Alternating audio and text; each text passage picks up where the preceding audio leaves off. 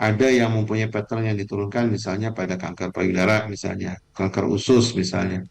Mereka punya ada patternnya tertentu. Tapi kalau limfoma belum.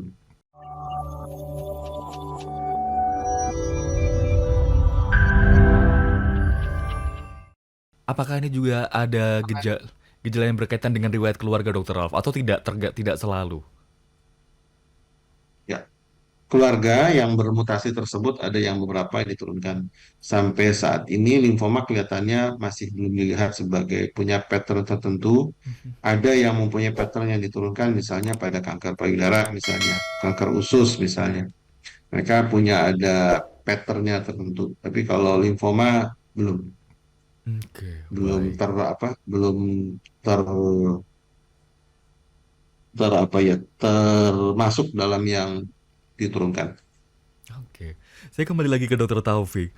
Dokter Taufik tadi di tahun 2017 diceritakan kemudian terdeteksi gitu ya setelah adanya apa namanya diagnosa dan juga lain sebagainya. Setelah didiagnosa, kemudian langkah apa yang dilakukan Dokter Taufik? Pengobatan seperti apa yang kemudian diambil oleh rumah sakit pada saat itu?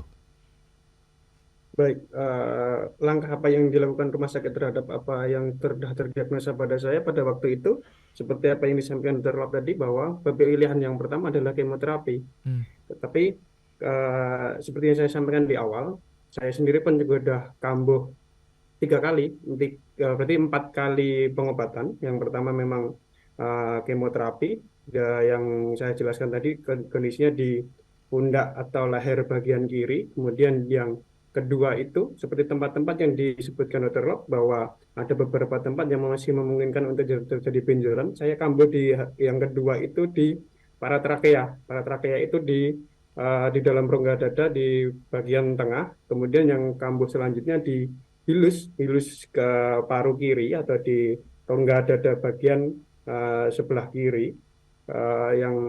Yang terakhir itu berada di juga sama di mediastinum atau di rongga dada.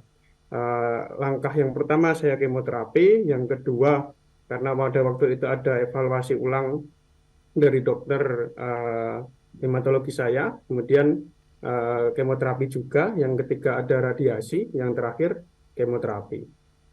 Oke, itu untuk untuk pertama kali sebelum kemudian kambuh lagi gitu, Dokter Taufik. Iya, kembali lagi dalam jangka waktu yang pertama ke yang kedua itu 2 tahun, yang kedua ketiga 1 tahun, yang ketiga keempat 6 bulan kalau nggak salah. Baik.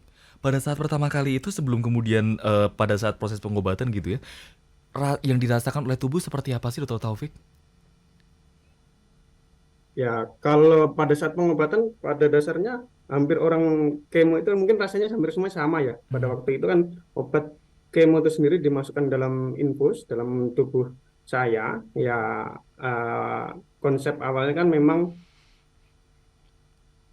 obat itu tidak apa namanya memotong semua perkembangan dalam tubuh saya yang berkembang secara cepat. Jadinya tubuh ini rasanya lemas, seperti ya rasanya mual, muntah seperti itu, seperti eh, penyakit-penyakit lain yang dilakukan terapi kemoterapi itu.